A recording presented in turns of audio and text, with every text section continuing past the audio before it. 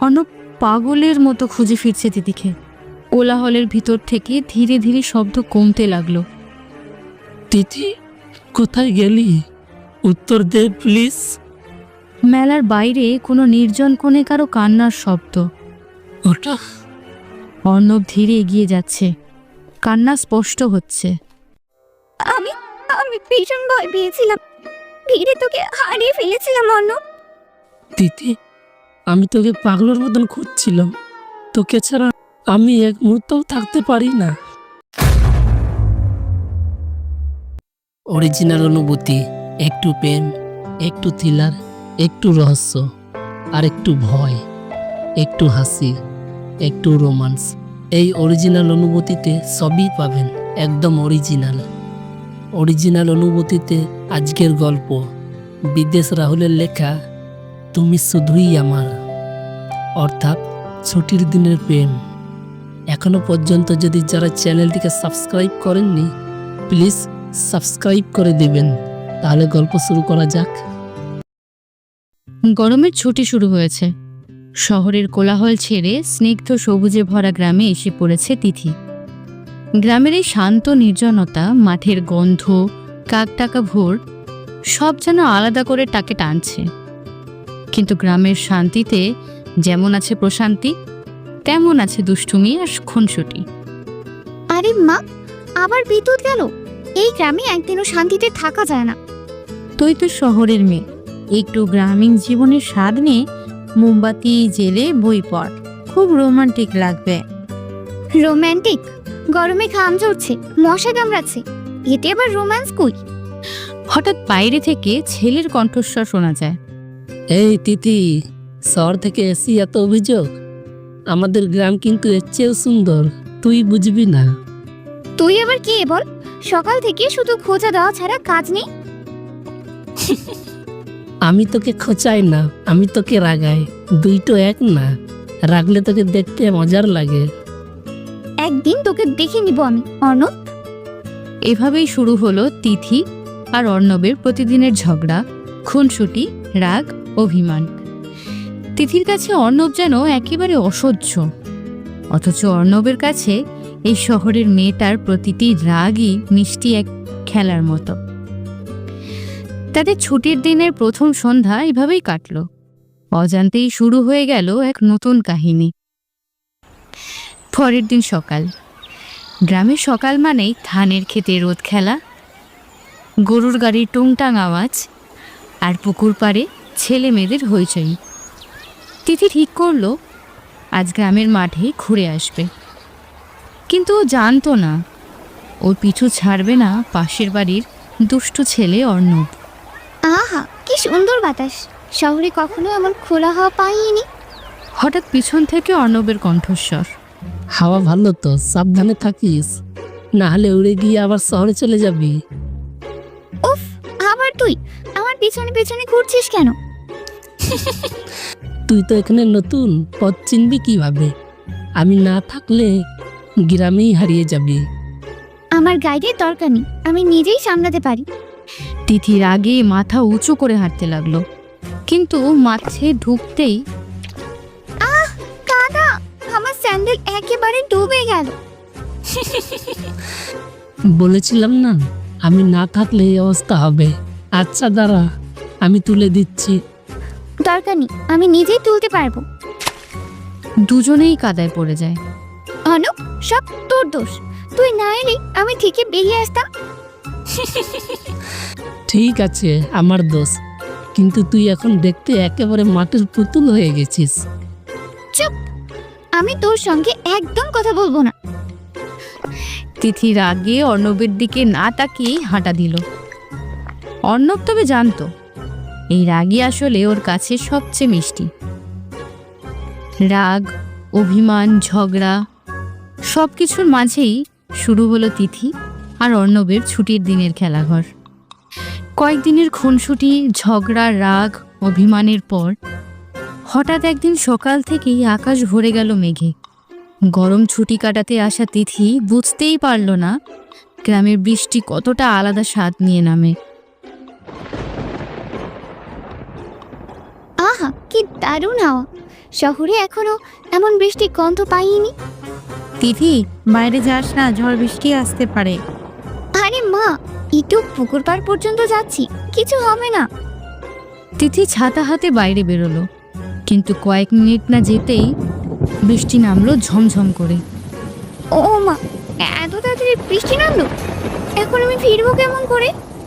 হঠাৎ পাশ থেকে অর্ণবের গলা শোনা যায়। কি হলো শহরে রানী? বৃষ্টিতে ভিজে ভিজে রোমান্টিক ছবি তোলার প্ল্যান ছিল নাকি?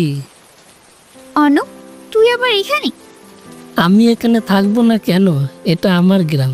আর দেখছিস না তোর ছাতা ভাঙা, অর্ধেক ভিজে গেছিস। আমি সামলাতে পারবো, তোকে দরকার নেই। রাগ দেখাস না তিথি, চল আমার ছাতার নিচে আয়, নাহলে পুরো ভিজে যাবি। এত কাছে আসিস কেন? কারণ ছাতাটা ছোট আর তুই খুব বেশি জায়গা নিচ্ছিস। দুজনেই চুপ, শুধু বৃষ্টির শব্দ চলতে থাকে। অভিমান, খুনসুটি সব মিলিয়ে বৃষ্টির নিচে তাদের দূরত্বটা আস্তে আস্তে কমে এলো। তিথির বুকের ভেতর অচেনা অজানা টান তৈরি হলো। আর অর্ণব যেন বুঝতে পারছিল এই শহরের মেয়েটাকে বিরক্ত করা ছাড়া ওর দিন অসম্পূর্ণ। বৃষ্টির দিনে একটা ছোট ছাতার নিচে শুরু হলো অন্যরকম কাহিনী, যা তিথি নিজেও আগে ভাবেনি। বৃষ্টির দিনটা শেষ হলো, কিন্তু তার রেশ থেকে গেল। ছাতার নিচে অর্ণব আর তিথির সেই নীরবতা যেন অনেক কথা বলে দিল। তবে তাদের ঝগড়ার অভ্যাসটাও তো কমলো না। আমি কিন্তু ওর সঙ্গে কথা বলবো না। সব সময় মজা করে, টিজ করে, একটু সিরিয়াস না। হঠাৎ বাইরে থেকে অর্ণবের ডাক। এই তিথি, কালকের বৃষ্টিতে তোকে একেবারে ভেজা মুরগির মতন লাগছিল। আজ আবার বৃষ্টিতে ভেজার প্ল্যান আছে নাকি? চুপ কর, আমি আর কথা বলবো না বলেছি। আরে আমি তোকে কথা বলতে বলিনি, শুধু খোঁচাই দিলাম। তুই কথা বলবি কিনা সেটা তোর ব্যাপার। ঠিক আছে, এখন থেকে আমি সত্যিই তোকে পাত্তাই দেব না, দেখিস। অর্ণবের ঠাট্টা সহ্য হলো না তিথির। সেদিন থেকে ও একেবারে চুপ করে গেল। মাঠে, উঠোনে কিংবা পুকুর ঘাটে অর্ণব ডাকলেও তিথি ফিরত না। এতদিনে তো বুঝে গেছি, রাগ করলে মুখ ভার হয়, চোখ ছোট হয়ে যায়। কিন্তু এতদিন চুপ করে থাকলে কেন যেন বুকের ভেতরটা খালি লাগে। অর্ণব বুঝতে পারল খুনসুটি আর রাগই ওদের সম্পর্কের আসল রং। তিথি একেবারে চুপ করে দিল, সেই রংটাই যেন ফিকে হয়ে যায়। তিথি শপথ করেছে অর্ণবকে আর পাত্তাই দেবে না। কিন্তু অর্ণবের মন বলছে এই অভিমান ভাঙাতে না পারলে ছুটির এই দিনগুলো একেবারে ফাঁকা হয়ে যাবে। তিথি সত্যিই কথা বলা বন্ধ করে দিল। অর্ণব যতই ডাকুক, খোঁচাক, কোনো উত্তর নেই। অর্ণব ভেবে নিল এইবার অন্যরকম কিছু করতে হবে, নইলে ছুটির দিনগুলো একেবারেই মলিন হয়ে যাবে। সরাসরি ক্ষমা চাইলে তো ও পাত্তা দেবে না। কিছু একটা দুষ্টুমি করতে হবে, যাতে আবার রাগ করে হলেও আমার সঙ্গে কথা বলে। সন্ধ্যায় তিথি উঠোনে বসে বই পড়ছিল। ঠিক তখনই অর্ণব হাজির, হাতে একটা বড় কাগজের প্ল্যাকার্ড। তিথি, তুই কি বোবা হওয়ার প্র্যাকটিস করছিস নাকি সত্যি মুখে তালা মেরেছিস? চারপাশে গ্রামের বাচ্চারা হেসে ওঠে। অর্ণব, এটা আবার কি নাটক? সবার সামনে আমাকে নিয়ে মজা করছিস? দেখলি তো, অবশেষে কথা বললি, মিশন সফল। তুই একেবারেই অসভ্য, আমি তোকে আর কোনো দিন পাত্তাই দেব না। তিথি বাইরে থেকে রাগ দেখালেও ভেতরে ভেতরে বুঝলো অর্ণবকে উপেক্ষা করা এত সহজ নয়। আর অর্ণব, ওর চোখে মুখে শুধু একটাই আনন্দ। তিথি আবার কথা বলেছে, রাগ অভিমান চলছেই, কিন্তু সেই সাথেই জমে উঠেছে এক অদ্ভুত টান, যা হয়তো তিথি নিজেও এখনো বুঝতে পারেনি। তিথির আগে ভিতরে ঢুকে গেলেও বাইরে দাঁড়িয়ে অর্ণব তখনও হাসছিল, কিন্তু হাসির আড়ালে একটা অচেনা দুশ্চিন্তা জমছিল ওর মনে। আর সত্যি পরের দিন সকালের সব কিছু মোড় ঘুরিয়ে গেল।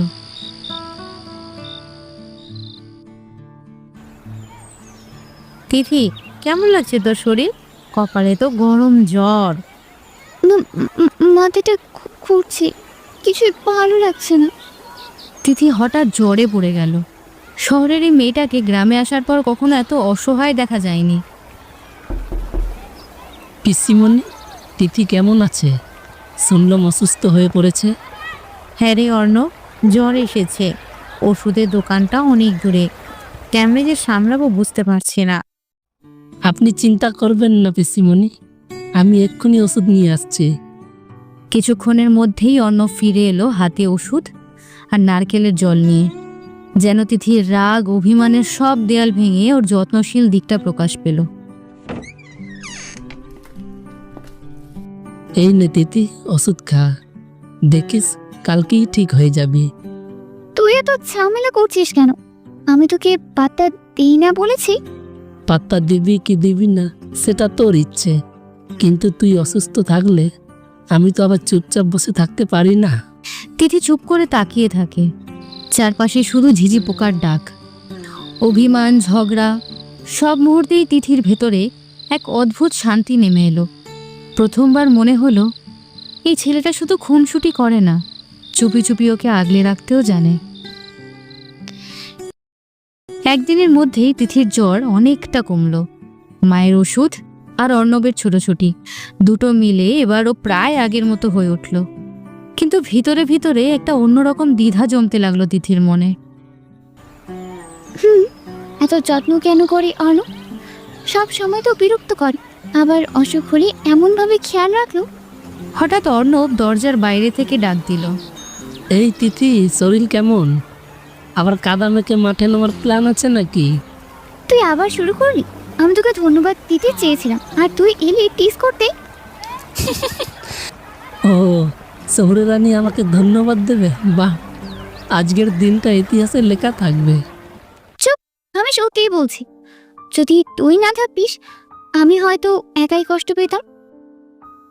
জানিস, তুই যখন রাগ করে কথা বলিস না তখনই আমার সবচেয়ে বেশি কষ্ট হয়।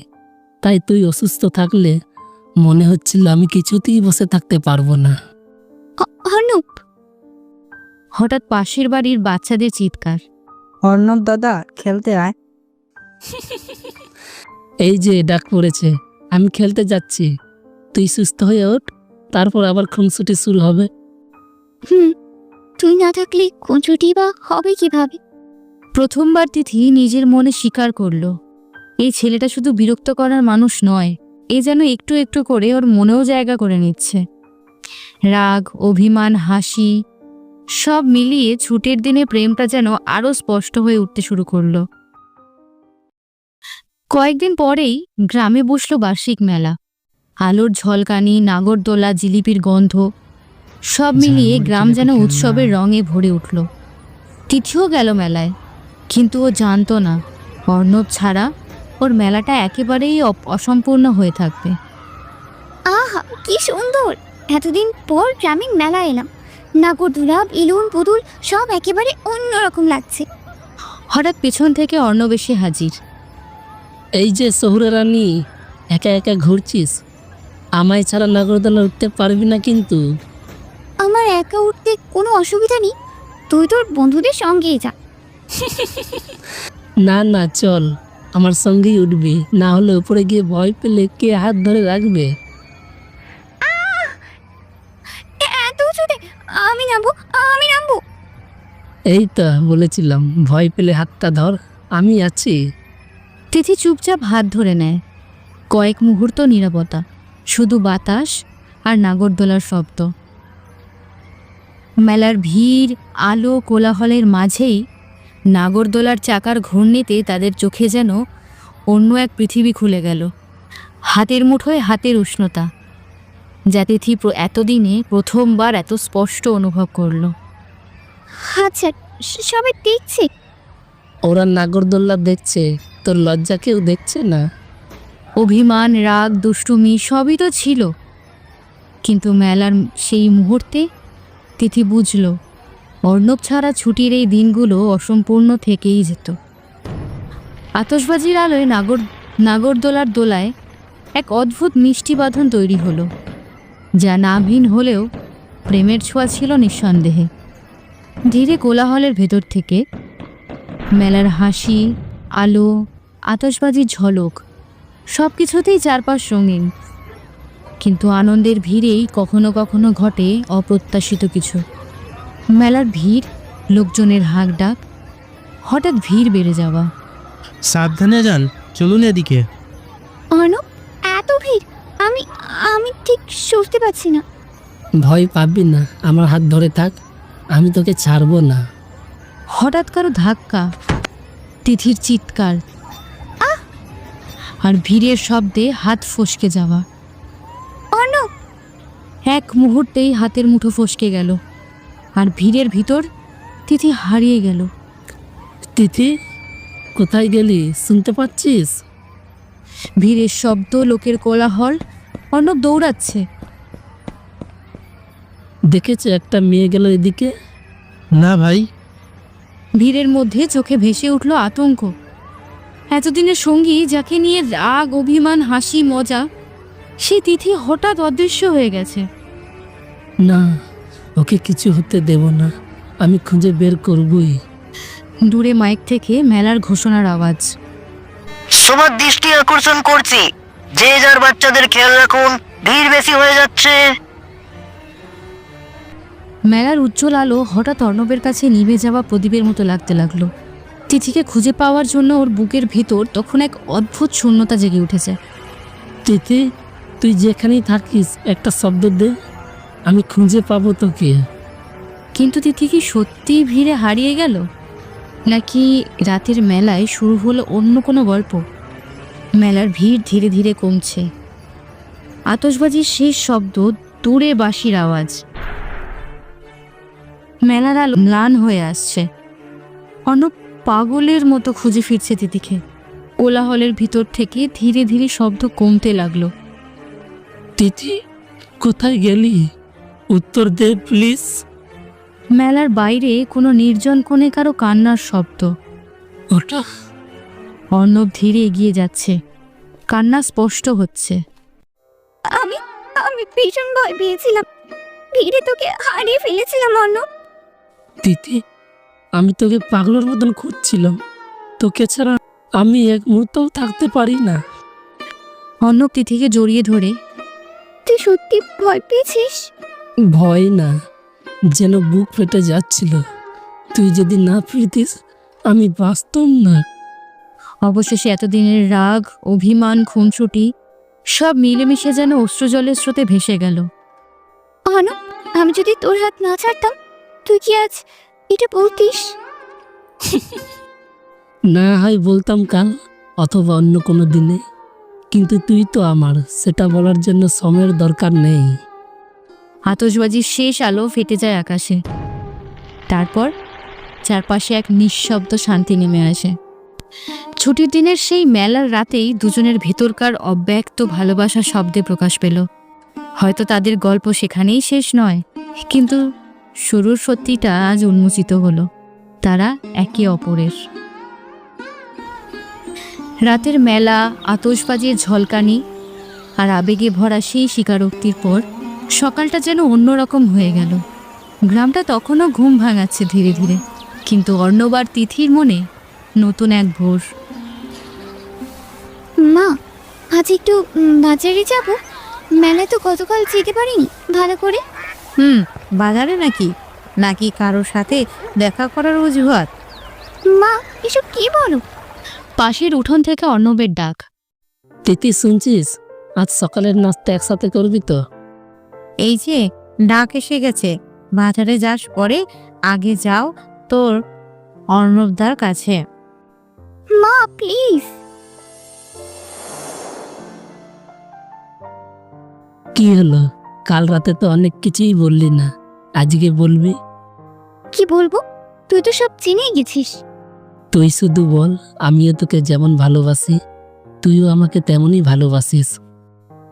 হ্যাঁ অর্ণব, আমি তোকে ভালোবাসি। যেন মুহূর্তটা আরো কোমল হয়ে যায়। দূরে বীণার মতো কোনো লোকগানের সুর ভেসে আসছে। অবশেষে দুই বন্ধু, দুই খুনসুটির সাথী, দুই রাগ অভিমানকারী গল্পে এলো নতুন মোড়। সকালের রোদ যেমন ঝলমলে, তেমনই ঝলমলে হলো তাদের সম্পর্কের প্রথম দিন। সকালের প্রেমালাপ গরম ভাতের মতো নরম গলে গিয়েছিল। কিন্তু প্রেম যদি এত সহজ হতো তবে রাগ অভিমান থাকতো না। আর অর্ণব তিথির গল্পে সেটা না হলে কেমন হয়? দুপুরবেলায় ছোট্ট একটা ভুল বোঝাবুঝি, আর সেই নিয়েই শুরু হলো নতুন অধ্যায়। কি বলছিস? কালকে সেই ছেলেটা আবার আমায় দেখতে এসেছে? আমি তো পাত্তাই দিইনি। এদিকে অর্ণব পাশ দিয়ে যাচ্ছিল, কথা শুনে থেমে গেল, একটু থমকে দাঁড়ালো। মানে অন্য কেউ ওকে দেখতে এসেছে আর তিথি আমায় কিছু বলেনি? অর্ণব ভারী পায়ে চলে যাচ্ছে। তিথি ফোন রেখে দেয়। এই শোন, একটু দাঁড়াস না। কোথায় যাচ্ছিস? কোথাও না, কাজ আছে। কাজ? এত হঠাৎ কি কাজ পড়লো? সব কাজ তোর জানার দরকার নেই। কি বললি? এতক্ষণ আগেও তো। আর এখন হঠাৎ এই গম্ভীর মুখ কেন?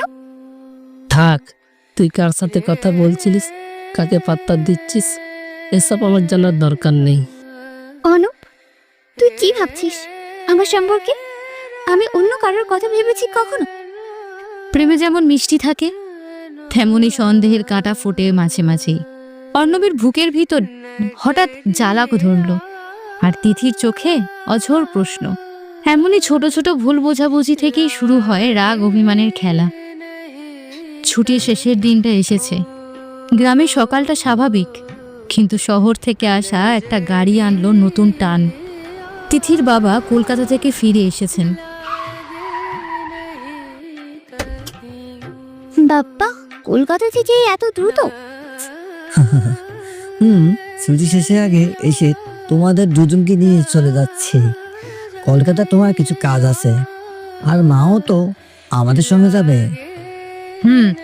আমার তো কতদিন ধরে শহরে কাজ বাকি, এবার ঠিক হয়ে যাবে। বাবা, কিন্তু আমি আমি এখানে থাকতে চেয়েছিলাম। আর অন্য তিথির গলায় সেই মিষ্টি টান, আর চোখে লুকানো কিছু বেদনা মিশ্র অনুভূতি। অর্ণব শুনে চুপচাপ দাঁড়িয়ে আছে, কিছু বলতে পারছে না। তিথি, তুই যাচ্ছিস? হ্যাঁ, ছুটি শেষ। বাবা মা চলে যাচ্ছেন, আর আমি। ছুটির এই শেষ মুহূর্তে দুজনের মধ্যে রাগ অভিমান মিলিয়ে গভীর আকর্ষণ তৈরি হয়েছে। কিন্তু সময়, দায়িত্ব আর বাস্তবতা যেন এই অনুভূতিকে একেবারে মুক্ত করতে দেয় না। উঠ, ছেলে মেয়ে শহরে ফিরবো। ঠিক আছে। ধীরে ধীরে গাড়ি চলতে শুরু করেছে। দূরে গ্রাম্য হাওয়া, পাখির ডাক মিশে যাচ্ছে। অর্ণব দাঁড়িয়ে থেকে দেখছে তিথি এবং তার মা শহরের পথে চলে যাচ্ছে। ছুটির সেই মধুর খুনসুটি আর রাগের দিনগুলো মনে পড়ে, কিন্তু নতুন দিনের জন্য অপেক্ষা শুরু। প্রেমের এই গল্পের অধ্যায় সাময়িকভাবে শেষ হলেও আবেগের বাঁধন কোথাও হারায়নি। ছুটি শেষ হয়ে শহরে ফিরে এসেছে তিথি। গ্রামের মেলা, রাগ অভিমান আর অর্ণবের সেই খুনসুটি, সবকিছু এখন শুধু স্মৃতি, কিন্তু হৃদয়ে কোথাও অচেনা টান টলটলে হয়ে আছে। গ্রামের দিনগুলো আর অনুপ, আমিও কি ভুলতে পারবো কি? হ্যালো দিদি, তুমি ঠিক আছো তো? শহরে ফিরে আসার পর অনেক মিস করেছি। গ্রাম ছাড়লেও দূরত্ব হারাতে পারে না। মেসেজে সেই ছোট্ট শব্দের মধ্যেই যেন আবার জীবিত হয়ে উঠল সেই সম্পর্কের টান। আমি ঠিক আছি, আর হ্যাঁ, আমি তোকে অনেক মিস করেছি। শহরের এই নতুন অধ্যায় শুরু হলো। ছুটির সেই মধুর মুহূর্ত আর রাগের খুনসুটি স্মৃতিতে রেখে। দূরত্ব যতই থাকুক, অর্ণব তিথির মধ্যে যে অনুভূতি জেগেছে তা মিটে যাবে না। এখন শুধু অপেক্ষা নতুন গল্পের জন্য। ফোনে শুরু হওয়া কথোপকথন, মেসেজ লেখা, ছোট্ট শব্দ, সব মিলিয়ে তাদের গল্পের নতুন রঙে ফুটে উঠতে চলেছে। শহরে তিথি পৌঁছে কিছুদিন কাটাচ্ছে। নতুন পরিবেশ, নতুন কাজ, কিন্তু মনে অর্ণবের খুনসুটি আর রাগ অভিমানের স্মৃতি যেন অদৃশ্য ছাপ রেখে গেছে। ওর মেসেজ পড়তে পড়তে মনে হচ্ছে ঠিক যেন গ্রামে আবার সেই দিনগুলো ফিরে এসেছে। তিথি, এই সপ্তাহে আমি শহরে আসবো, দেখা করতে পারবি? না হলে দূরত্ব টান হারাবে না তো? আসো, দেখবো। তবে খুনসুটি কম হলে ভালো হয়। দূরত্ব যতই বাড়ুক, তাদের খুনসুটি আর রাগ অভিমান যেন বন্ধ হয় না। অর্ণব শহরে আসার এই পরিকল্পনাই তাদের প্রেমকে আরও জীবন্ত রেখেছে। দূরত্ব শুধু একটু কঠিন করে দিয়েছে, কিন্তু আমার জন্য অর্ণব তো সবসময় কাছে। এভাবে শহরের দিনগুলো তাদের মিষ্টি টান, দুষ্টু খুনসুটি আর একে অপরের প্রতি টান বজায় রেখেছে। প্রেমে কিছু সময় দূরত্ব এলে সম্পর্ক আরও শক্তিশালী হয়। এটাই প্রমাণ করল তাদের গল্প। শহরে তিথি এখন একটু স্বস্তিতে, কিন্তু অর্ণব আসছে, আর সেই খুনসুটি আর রাগ অভিমানের দিনগুলো আবার শুরু হওয়ার পথে। আর অন্যদিকে তিথির বাবা নজর রাখছেন, মেয়ে যেন ঠিকভাবে শহরে থাকে কিনা সেটাই দেখা।